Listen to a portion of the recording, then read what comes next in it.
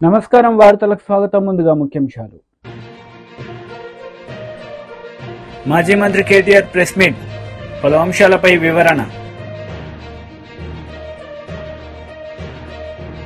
TDP మహిళా leader press meet, YS Jaganmohan రెడ్డిపై fire. మాజీ మంత్రి కేటీఆర్ మీడియా సమావేశం నిర్వహించారు. ఈ సందర్భంగా పలు అంశాలపై ఆయన మాట్లాడారు. మనం ముందుకు పోవచ్చు అనే పరిస్థితి సిరిసిల్లలో వస్తూ ఉండే. ఆధునీకరణ వైపు, మగ్గాల ఆధునీకరణ వైపు, కాటన్ పరిశ్రమను కూడా ఆదుకోవాలి భవిష్యత్తులో అనే ఆలోచనలు చేస్తూ సిరిసిల్లను మరొక తిరుపూర్ చేయాలన్న ఆలోచనతో ఇక్కడికి వెళ్లి ఇక్కడి పద్మశాలి సోదరుల ఆధ్వర్యంలో చైర్మన్ గారు, మా ఆనాటి కార్పొరేషన్ చైర్మన్ ప్రవీణ్ గారు, మున్సిపల్ చైర్మన్ జిందం కళా చక్రపాణి గారు, అదేవిధంగా ఇక్కడ వస్త్ర వ్యాపార పరిశ్రమకు సంబంధించిన పెద్దలను కూడా నేను స్వయంగా 2-3 బస్సుల్లో తమిళనాడుకు తిరుపూర్ కూడా పంపించిన, కోయంబత్తూరుకు పంపించిన. ఎందుకంటే మరొక తిరుపూర్ మాదిరిగా మన సిరిసిల్లను తీర్చిదిద్దాలనే ఉద్దేశంతో ఇవన్నీ జరిగి ఇంత పెద్ద ఎత్తున ఆర్డర్లు వచ్చి సిరిసిల్లలో ఆత్మహత్యలు బంద్ అయి, జీతాలు డబల్ అయి, కార్మికులై 8,000 సంపాదించేటోళ్ళు 20,000 సంపాదించే కాడికి ఎదిగి కొద్దిగా ఇప్పుడిప్పుడే ముఖం తెలివికి వస్తున్న ఈ సమయంలో దురదృష్టవశాత్తు మా ప్రభుత్వం పోయి మళ్లీ దిక్కుమాలిన కాంగ్రెస్ ప్రభుత్వం వచ్చింది. దిక్కుమాలిన కాంగ్రెస్ అని ఎందుకంటున్నా అంటే వాళ్ళు చేస్తున్న పనులు అట్లా ఉన్నాయి. బుర్ర లేదు, నా మీద కోపం, మా పార్టీ మీద కోపం, నన్ను ఇక్కడ నుంచి ప్రజలు 5 సార్లు ఎమ్మెల్యేగా గెలిపించారనే కోపం, ఇక్కడ ఉండే కాంగ్రెస్ అభ్యర్థులను తిరస్కరిస్తున్నారనే కోపం, దాంతో ఆ కక్ష ఇయ్యాల ప్రజల మీద, మా నేతన్నల మీద పగబట్టినట్టే తీర్చుకుంటా ఉన్నారు. మొత్తం బతుకమ్మ చీరల ఆర్డర్లు బంద్ చేసింది, డైలాగులు కొట్టిరు. కాకపోతే బతుకమ్మ చీరలు ఏదో కుంభకోణం అయింది, లంబకోణం అయింది, ఏమో అయిపోయింది, దాన్ని పరిశోధిస్తామన్నారు. పరిశోధించండి, శాసనసభ వేదికగా చెప్పిన చేయండి, మీరు ఏ ఎంక్వైరీ కావాలనుకుంటే ఆ ఎంక్వైరీ చేయండి, మాకేం అభ్యంతరం లేదని చెప్పిన. ఏదో సూరత్కి వెళ్లి తెస్తున్నారు అని ముఖ్యమంత్రి ఏదో సన్నాయి నొక్కులు నొక్కబోతే కూడా అసెంబ్లీలో చెప్పిన. నేను సూరత్కి వెళ్లి మొదటి సంవత్సరం ఆర్డర్ లేట్ అయితే కొంత తెచ్చినాము, ఆ రోజున్న డైరెక్టరే ఈ రోజు మీ సెక్రటరీ, చెక్ చేసుకో అని చెప్పిన. కావాలంటే ఏ ఎంక్వైరీ చేసుకుంటావో చేసుకో అని కూడా చెప్పిన. ఇంట్లో కుంభకోణం లేదు, లంబకోణం లేదు, నువ్వు పిచ్చోను అని చెప్పిన. నిజంగానే పిచ్చోడు, ఎందుకంటే ఆయనకు తెలియదన్న విషయం కూడా తెలియదు. చెప్తే వినడు. అయ్యా, నేత కార్మికులు మళ్ళా చచ్చిపోతున్నారు, ఇప్పటికి రాష్ట్రంలో 22 మంది చచ్చిపోతున్నారని చెప్పి లిస్ట్ ఇచ్చిన అసెంబ్లీలో. ఇంతమంది చచ్చిపోయినరు, సాయం చేయి మనసుంటాయని చెప్పిన. ఇంతవరకు స్పందన లేదు. రైతులు చచ్చిపోతున్నారు, వాళ్ళ లిస్ట్ ఇచ్చిన, స్పందన లేదు. ఆటో డ్రైవర్లు ఆత్మహత్య చేసుకుంటున్నారు, చూడు అన్న, లిస్ట్ ఇచ్చిన, స్పందన లేదు. అసెంబ్లీలో ఇచ్చిన, స్పందన లేదు. ఇవాళ నేను ఈ రాష్ట్ర ప్రభుత్వాన్ని ఒకటే డిమాండ్ చేస్తా ఉన్నా. మీరే మీ ప్రభుత్వం వచ్చినాక పెద్ద పెద్ద మాటలు నరికిండి ఇడికొచ్చి. మంత్రులు, ఇక్కడ ఉండే కొంతమంది కాంగ్రెస్ నాయకులు ఏదో కేసీఆర్ గారి ప్రభుత్వంలో ఏదో అన్యాయం అయిపోయింది, మేము ఇంకా బాగా చేస్తాం, 365 రోజులు ఉపాధి ఇస్తాం నేతన్నలకు అన్నారు. మరి ఇవాళ 10 నెలలు నిండతందుకు వచ్చింది, 11 నెలలు అడుగు పెడతాం ఇంకో 4-5 రోజులు అయితే. మరి ఏం సాధించింది మీరు, ఏమిచ్చిరు చెప్పాలని నేను అడుగుతున్నా. మా ప్రభుత్వం ఉన్నప్పుడు మొత్తం 9.5 ఏళ్లలో ఒక్క సిరిసిల్లకు 3,312 కోట్ల ఆర్డర్లు ఇచ్చింది. మరి మాకంటే ఎక్కువ చేస్తామన్నోళ్ళు, 365 రోజులు పని కల్పిస్తామన్నోళ్ళు, మీరు 6 నెలలే కల్పించారు, 7 నెలలే కల్పించారు అన్నోళ్ళు మరి డబల్ ఇవ్వాలి కదా ఆర్డర్. మేము 3,300 ఇస్తే నువ్వు 6,600 ఇవ్వాలి కదా ఆర్డర్లు. ఇప్పటికి ఎన్ని ఇచ్చినావు? కానే వస్తాంది, 10 నెలలు పూర్తయింది, 11 నెలలు పడుతూనే ఉన్నది. మరి ఏం జరిగింది? మా సిరిసిల్ల నేతన్నలు కూడా ఆలోచించాలని నేను కోరుతా ఉన్నా. ఇవాళ వాళ్ళొకరు వీళ్ళొకరు వచ్చి నోటికొచ్చినట్టు మాట్లాడుతూ ఉన్నారు. నేను వారికి గుర్తు చేస్తున్నా, 3,312 కోట్లల్లా మా ప్రభుత్వం పోతుందని మేము అనుకుంటే నేనే పోయేటప్పుడే మొత్తం బాకీలు క్లియర్ చేసి పోతుండే. ఎంత బాకీ ఇచ్చిపెట్టినాం మేము? 3,312లా 200 చిల్లర కోట్లు మాత్రమే ఇచ్చేది ఉండే. అంటే ఎంత పర్సెంట్ అది? 1% కూడా కాదు. అందుకే నేను అంటున్నా, తెలిసి తెలియక కాంగ్రెస్ సన్నాసులు మాట్లాడే మాటలు, వాటికి మీరు ఆగం కాకుండ్రి, కన్ఫ్యూజ్ కాకుండ్రి. మీ తరఫున కొట్లాడుతందుకు మేము ఉన్నాం, కానీ పోరాటానికి మీరు కూడా ముందుకు రావాలని చెప్పి నేను కోరుతా ఉన్నా. సిరిసిల్ల నేతలు కొట్లాడడానికి మేము సిద్ధంగా ఉన్నా, మీ తరఫున మాట్లాడడానికి మేము సిద్ధంగా ఉన్నా. అనవసరంగా వాళ్ళు వేసే ఎత్తుగడలకు మీరు ఆగం కాకండి. నేను ముఖ్యమంత్రిని డిమాండ్ చేస్తా ఉన్నా. నువ్వే చెప్పినావు, 1 చీర కాదు 2 చీరలు ఇస్తా అన్నావు. దొరసాన్లకి ఇయ్యా, నేను సెల్ఫ్ హెల్ప్ గ్రూప్ లో పనిచేసే మా ఆడబిడ్డలకు ఇస్తాను, సంతోషం. ఒక చీర కాదు 2 చీరలు కానీ ఆ 2 చీరల ఉత్పత్తి సిరిసిల్ల నేతన్నలకి ఇస్తే వాళ్ళ బతుకు బాగుపడుతుంది. నీకు కూడా అర్థమవుతుంది ఇక్కడ సమస్య ఏందో. తద్వారా కనీసం కొంత జ్ఞానోదయం అని అవుతుంది. నేను ఒకటే ఒక్క డిమాండ్ ఈ ప్రభుత్వాన్ని చేస్తా ఉన్నా. ఏ కారణం చేత ఈరోజు సిరిసిల్లను గోసవుచ్చుకుంటున్నావు, ఇక్కడ నేతన్నలను గోసవుచ్చుకుంటున్నావో చెప్పాలని చెప్పి నేను డిమాండ్ చేస్తా ఉన్నా. 10 ఏళ్లు చక్కగా నడిచిన వ్యవస్థ ఆత్మహత్యలు బంద్ అయిపోయిన పరిస్థితి నుంచి ఇలా మళ్ళొక్కసారి ఆత్మహత్యలు జరుగుతున్నాయంటే నీకు కనీసం మనసు లేదా? కనీసం ఆ మనసులో ఒక్క క్షణమన్న బాధ అనిపిస్తలేదా? ఆలోచించమని చెప్పి ముఖ్యమంత్రిని కోరుతా ఉన్నా. అదే మాదిరిగా సిరిసిల్లలో ఒక నేతన్నలే కాదు అందరూ ఇబ్బంది పడతా ఉన్నారు. చాలా విచిత్రమైన పరిస్థితి ఇక్కడ అధికారులు కూడా కాంగ్రెస్ పార్టీ నాయకుల్లాగా, కాంగ్రెస్ పార్టీ కార్యకర్తల్లాగా అత్యుత్సాహాన్ని ప్రదర్శిస్తూ అడ్డగోలు జమాబందీ వ్యవహారం చేస్తా ఉన్నారు. మొన్నటికి మొన్న 54 రేషన్ దుకాణాలు ఇక్కడ మా గతంలో ప్రభుత్వం ఉన్నప్పుడు కొత్త రేషన్ దుకాణాలు పెట్టినాం. చిన్న చిన్న పల్లెలలో, పోతిరెడ్డి పల్లె లాంటి చిన్న పల్లెలో పెట్టినాం. రాగట్ల పల్లె లాంటి చిన్న పల్లెల కొత్త గ్రామ పంచాయతీ చేసి అక్కడనే మళ్ళీ వాళ్ళు ఇంకో పక్క ఊరికి పెద్ద ఊరికి పోయి అక్కర లేకుండా ఆడనే దుకాణం పెట్టినాం. దుకాణం పెట్టి ఏం చేసినాం? మేము స్థానికంగా ఉండే మహిళా సంఘానికి అప్పచెప్పినాం. మీరు నడుపుకోండి పొదుపు సంఘం వాళ్ళు, తద్వారా మీకు ఇంత ఆమ్దాని ఉంటుందని చెప్పి పొదుపు సంఘం వాళ్ళకి అప్పచెప్పినాం. మరి నువ్వేం చేసినావు? వచ్చి ఇప్పుడు ఇక్కడ నా చేతిలో 4 సార్లు ఓడిపోయిన ఆయన ఏందో ఆయనే రాజు, ఆయనే మంత్రి అన్నట్టు ఆయన ఇక నేనే నడుపుతా మొత్తం ప్రభుత్వాన్ని, అసలు ఇక అటు రేవంత్ రెడ్డి ఇక్కడ నేను అన్నట్టుగా బీజేపీ లీడర్ మీడియా సమావేశం నిర్వహించారు. ఈ సందర్భంగా పలు అంశాలపై ఆయన మాట్లాడారు.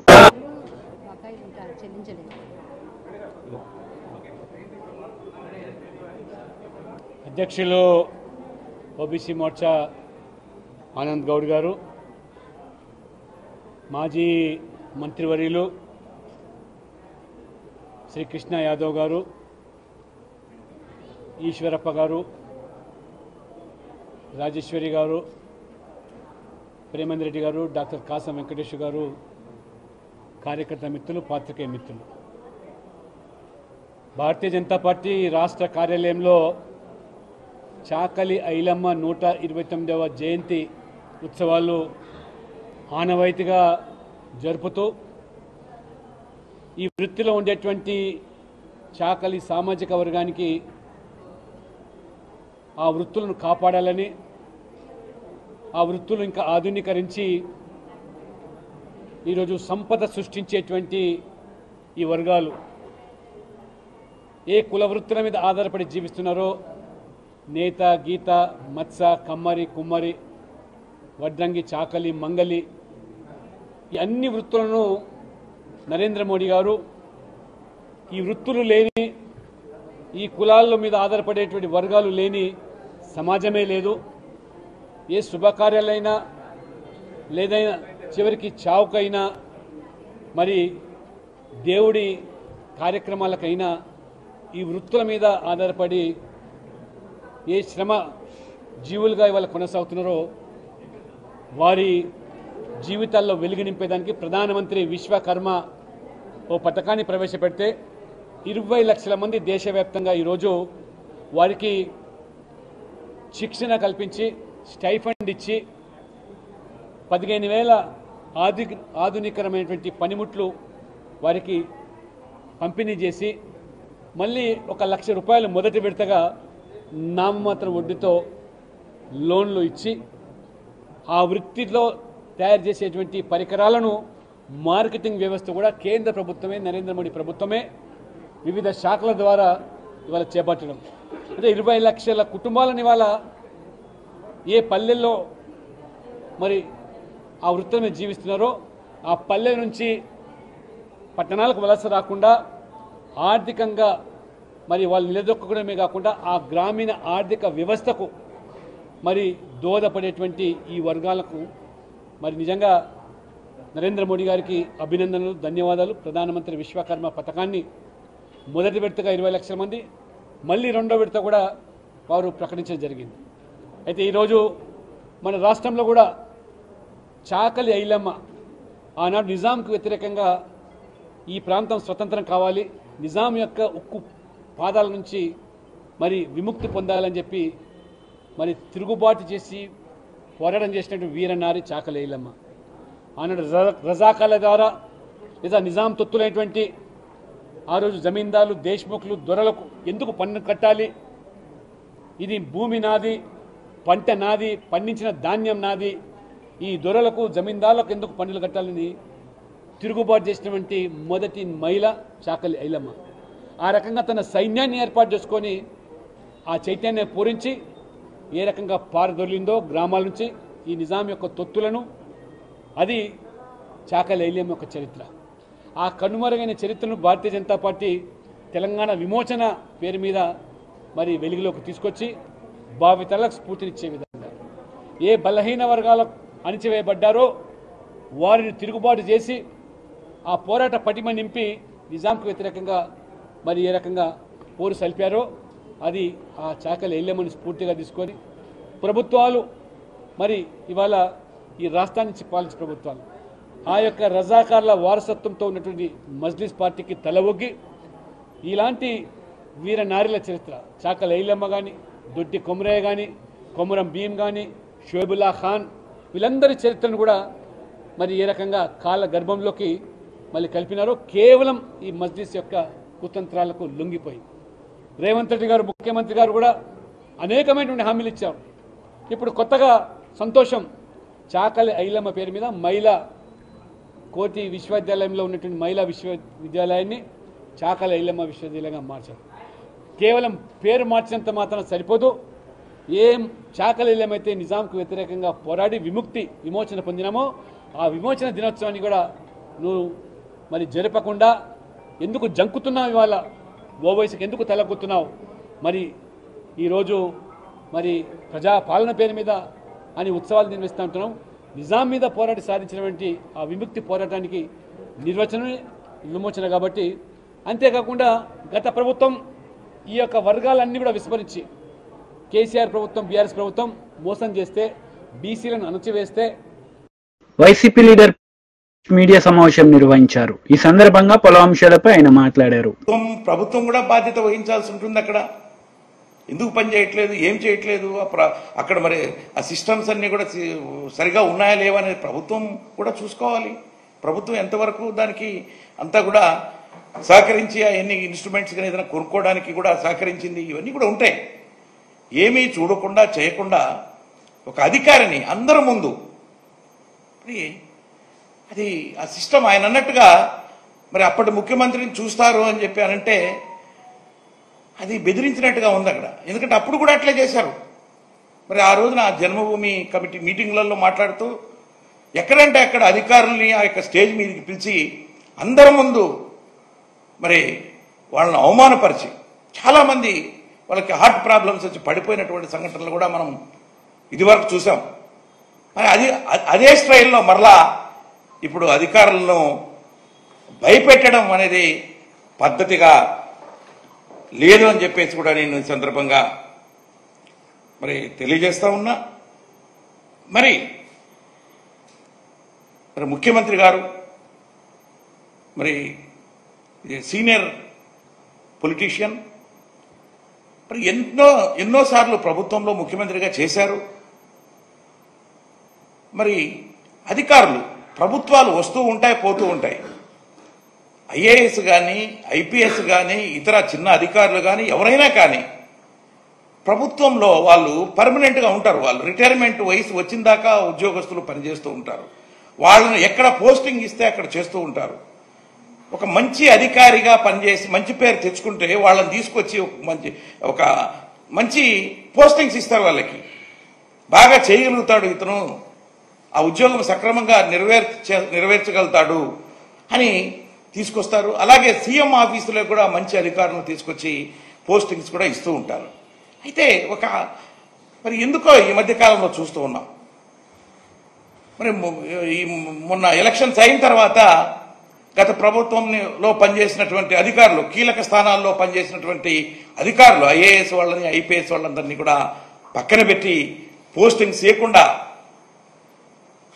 మరి సీనియర్ మోస్ట్ ఒక డీజీపీ స్థాయి అధికారిని కూడా పక్కన పెట్టడం, కమిషనర్ ఆఫ్ పోలీస్ లెవెల్లో ఉన్నటువంటి డిఐజీ లెవెల్లో ఉన్నటువంటి వాళ్ళని వీళ్ళందరినీ కూడా పక్కన పెట్టి మీరు డీజీపీ ఆఫీస్కు పోయి పొద్దున్నే సంతకం పెట్టి సాయంత్రం వరకు అక్కడ ఎక్కడో వెయిట్ చేసి పోవాలనడం అనేది చాలా హాస్యాస్పదం అని కూడా నేను ఈ సందర్భంగా తెలియజేస్తా ఉన్నా. ఐఏఎస్ ఐపీఎస్ అధికారులు అంటే ఎంతో కష్టపడి వాళ్ళ జీవితంలో ఎంతో కష్టపడి సాధించుకుని ఆ ఉద్యోగము దేశానికే గర్వకారణంగా వాళ్ళు ఉద్యోగాలు చేస్తూ ఉంటే అలాంటి ఉద్యోగాలు ఏ ప్రభుత్వం వచ్చినా కూడా ఎక్కడ వేసినా వాళ్ళు పోయి ఉద్యోగాలు చేస్తూ ఉంటారు. మరి వాళ్ళ చేసే పనితనాన్ని బట్టి వాళ్ళకు మీరు పోస్టింగ్స్ ఇస్తూ ఉంటారు.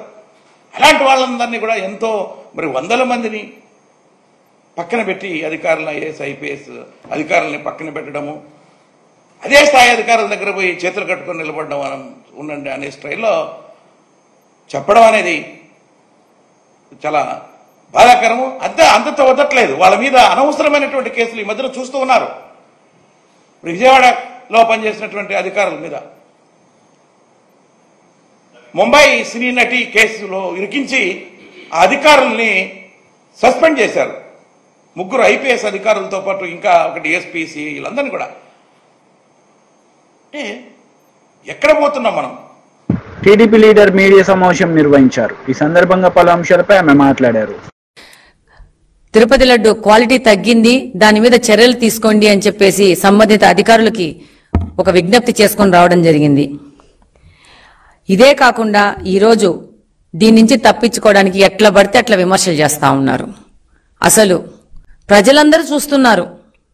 కొంతమంది పెద్దవారు సొసైటీలో పెద్ద పెద్ద హోదాల్లో ఉన్నవాళ్లు ఎంత అధ్వానంగా మాట్లాడుతున్నారంటే తప్పు చేసిన వాళ్ళు తప్పు చేసినాము అని చెప్పేసి ఒప్పుకోవడము, లేకపోతే మౌనంగా ఉండడం చేయాలా. కానీ దొంగే దొంగ దొంగ అన్నట్టు వీళ్ళే తప్పు చేసి వీళ్ళే దీనికి గుళ్ళల్లో పూజలు చేయడము, తిరుమలకి కాలినడకపోవడం అంటే కొత్త కొత్త డ్రామాలు మొదలు పెట్టారు. ప్రజలందరూ గమనిస్తున్నారు మీ యొక్క నాటకాలని. ప్రజలందరికీ అర్థమవుతోంది గత 5 సంవత్సరాల నుంచి మీరు ఏ అబద్దాలు మాట్లాడినారో. ఈ రోజు ఓడిపై 11 సీట్లకు పరిమితమైనా గానీ మీ యొక్క పద్ధతి ఏ విధంగా మారలేదనే విషయం ప్రజలకందరికీ అర్థమవుతుంది. నేను మామూలుగా ఎవరితోనో కూర్చొని తిరుమల తిరుపతి ప్రసాదంలో ఇలా ఉంది అనంటే అయ్యో మనము అప్పుడు పోయి ప్రసాదం తీసుకున్నామే ఇప్పుడు ఎట్లా అనే పరిస్థితిలో ప్రజలు ఉన్నారు.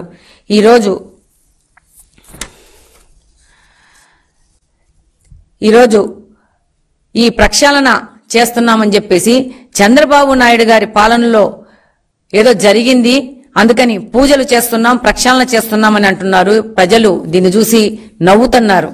ఈరోజు ప్రక్షాళన చేస్తామని చేస్తున్నారు కదా, మీ యొక్క భార్యని ఏ రోజైనా కానీ మీరు తిరుమల దేవస్థానానికి తీసుకెళ్లారా? ఈరోజు కాలినడక మీద మీరు తిరుమలకి వెళ్తున్నాం అంటున్నారు. ఇప్పుడు మొదటిసారి మీరు తిరుమలకి వెళ్తున్నారా కాలినడకనా? ఇంతకు ముందు ఎప్పుడైనా వెళ్లారా? లేకపోతే ఈ యొక్క అపవాదు నుంచి తప్పించుకోవడానికి ఈ నడక అనే కొత్త నాటకాన్ని మీరు మొదలు పెడుతున్నారా అనేది మేము ఈ సందర్భంగా మిమ్మల్ని ప్రశ్నిస్తున్నాం. ఈరోజు ఈ వైసీపీ వాళ్ళు తిరుమల దేవస్థానాన్ని ఒక ఏటీఎం లాగా మార్చేసుకున్నారు. ఏ రోజు గాని హిందూ సాంప్రదాయాలకు సంబంధించిన పూజలు చేయని జగన్మోహన్ రెడ్డి గారు టీడీపీ హయాంలో పాపాలకు ప్రక్షాళన అని చెప్పేసి దేవాలయాల్లో పూజలంటూ ఒక కొత్త నాటకాన్ని మొదలు పెట్టడము, ఈ యొక్క కల్తీ నెయ్యి ఒక కర్త కర్మ క్రియ వైసీపీకి సంబంధించిన నాయకులు, దాని నాయకుడు జగన్మోహన్ రెడ్డి గారు అనేది ప్రతి ఒక్కరికి తెలుసు. దీని నుంచి తప్పించుకోవడానికి దేశంలోనే కాదు ప్రపంచం మొత్తం ఉన్న హిందువుల మనోభావాలు ఈరోజు దెబ్బతీశారు. దాని నుంచి తప్పించుకోవడానికి వీళ్ళు కొత్త నాటకం మొదలు పెట్టడం జరిగింది. ఈరోజు స్వామివారి లడ్డూను ఈరోజు ఈ డేట్ కు చూస్తే పాత పోయిన వాళ్ళకి, పాత లడ్డూగా ప్రసాదంగా తీసుకున్న వాళ్ళకి, ఈ రోజు లడ్డు ప్రసాదంగా తీసుకున్న వాళ్ళకి ప్రత్యేకంగా ఎంత తేడా ఉందో అర్థమైపోతుంది. ప్రతి ఒక్కరు ఇదే మాట్లాడుకుంటున్నారు. ప్రపంచ వ్యాప్తంగా తిరుమల దేవస్థానం యొక్క లడ్డూకు ఎంతో విశిష్టత ఉంది. ప్రతి ఒక్కరూ తిరుపతి లడ్డూ కోసం ఎదురు చూసే పరిస్థితుల నుంచి తిరుపతి లడ్డూ మనం తిన్నామా ఈ 5 సంవత్సరాల్లోనే బాధపడే స్థితికి ఈ వైసీపీ ప్రభుత్వము మన తిరుపతి దేవస్థానాన్ని తీసుకొని వచ్చింది. రివర్స్ టెండరింగ్ అనే ప్రక్రియ అధికారంలో రాగానే మొదలుపెట్టి అది పోలవరం ప్రాజెక్టుతో మొదలుపెట్టి రివర్స్ టెండరింగ్ అని చెప్పేసి కమిషన్లు కకృతిపడి దాన్ని ఆ రివర్స్ టెండరింగ్ ని బీఆర్ఎస్ లీడర్ మీడియా సమావేశం నిర్వహించారు. ఈ సందర్భంగా పలు అంశాలపై ఆయన మాట్లాడారు. యునెస్కోతో గుర్తింపు పొందిన రామప్ప దేవాలయానికి జరగబోయే పెనుముప్పు గురించి మాట్లాడారు. దాంట్లో భాగంగానే యావత్ తెలంగాణలోనే ఉమ్మడి వరంగల్ జిల్లా అనేక చారిత్రక ఆనవాళ్ళకి టూరిజానికి అత్యంత అనుకూలమైనటువంటి ఒక జిల్లా. భద్రకాళి దేవస్థానం కానీ, 1000 స్తంభాల గుడి కానీ, కాకతీయుల కోట కానీ, కళాతోరణం, తర్వాత పోతే సమ్మక్క సారక్క జాతర 2 ఏళ్లకోసారి జరిగే జాతరకి దాదాపు 1.5 నుంచి 2 కోట్ల మంది ప్రజలు హాజరవుతే ప్రతిరోజు కూడా కొన్ని వేల మంది సమ్మక్క జాతరకు వస్తుంటారు. వచ్చిన ప్రతి యాత్రికుడు భక్తుడు తప్పనిసరిగా రామప్ప దేవాలయాన్ని కూడా సందర్శించుకుంటారు.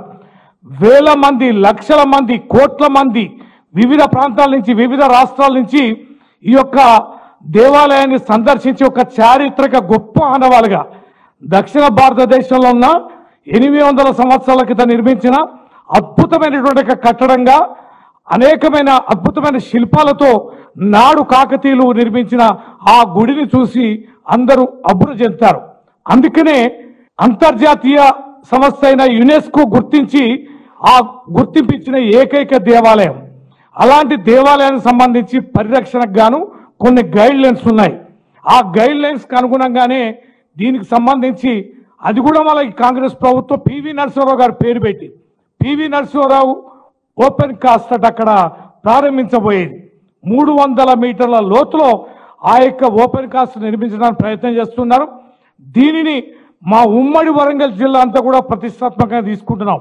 అటు పాండవుల గుట్టలు, ఇటు లగ్నవరం చెరువు, సమ్మక్క జాతర, ఇటు వరంగల్ సిటీ మొత్తంగా వివిధ ప్రాంతాల నుంచి, వివిధ దేశాల నుంచి, వివిధ రాష్ట్రాల నుంచి వచ్చే ఈ తెలంగాణకు వచ్చే చాలా మంది టూరిస్టులంతా కూడా ఖచ్చితంగా వరంగల్ జిల్లా సందర్శించుకొని పోతుంటారు. అందుటి ప్రపంచ పట్టణంలో గుర్తించబడిన యునెస్కో గుర్తించబడిన రామప్ప దేవాలయాన్ని కూడా సందర్శించుకుంటారు.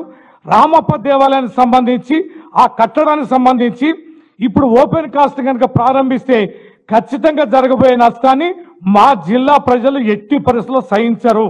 మా జిల్లా సంగతి తెలిసిన ఎవరు కూడా ఈ రకమైన ప్రయత్నం చేయరు. తెలంగాణ ఉద్యమంలో కానీ, చారిత్రక తెలంగాణ సాయుధ పోరాటం కానీ, నాడు నిజాంకాలం వ్యతిరేకంగా పోరాటాలు కానీ, భూస్వామ్య వ్యవస్థ మీద తిరుగుబాటు కానీ, లేదా రాష్ట్ర సాధనలో కానీ అనేక కీలకమైన ఘట్టాల్లో వరంగల్ జిల్లా అగ్రభాగాన ఉంటుంది. మా తెరువు రాబాకండి, మా చారిత్రక ఆనవాళ్ళని చెరపబాకండి, కుట్రలు కుతంత్రాలు చేయబాకండి. మేము విజ్ఞప్తి చేస్తున్నాం. మా భారత రాష్ట్ర సమితి ఇటు హైదరాబాద్ నుంచి రాష్ట్ర పార్టీ తరఫున, ఉమ్మడి వరంగల్ జిల్లా తరఫున ఈ ప్రభుత్వాన్ని విజ్ఞప్తి చేస్తున్నాం. ఓపెన్ కాస్ట్ ని మీరు మానుకోండి, అక్కడ తోవకండి.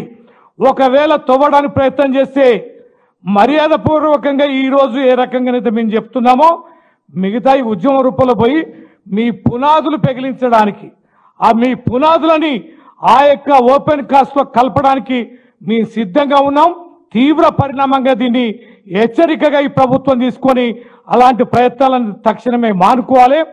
చారిత్రక ఘట్టాలపైన ఏ రకమైన మరక అంటించడానికి, నష్టం చేయడానికి ప్రయత్నం చేస్తే ఈ ప్రభుత్వానికి బుద్ధి చెప్పడానికి వరంగల్ జిల్లా ప్రజలు కూడా సమయం వస్తే ఉద్యమం చేయడానికి సిద్ధంగా ఉండాలని ఈ సందర్భంగా మీడియా ద్వారా, మీ ద్వారా విజ్ఞప్తి చేస్తున్నాం.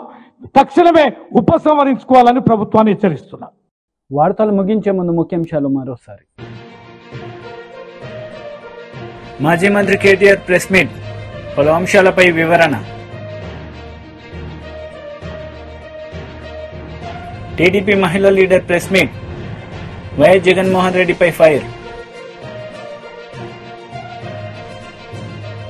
ఈ వార్తలు ఇంతటితో సమాప్తం. తిరిగి ప్రసారమయ్యే వార్తలు మళ్ళీ కలుద్దాం. అంతవరకు సెలవు. నమస్తే.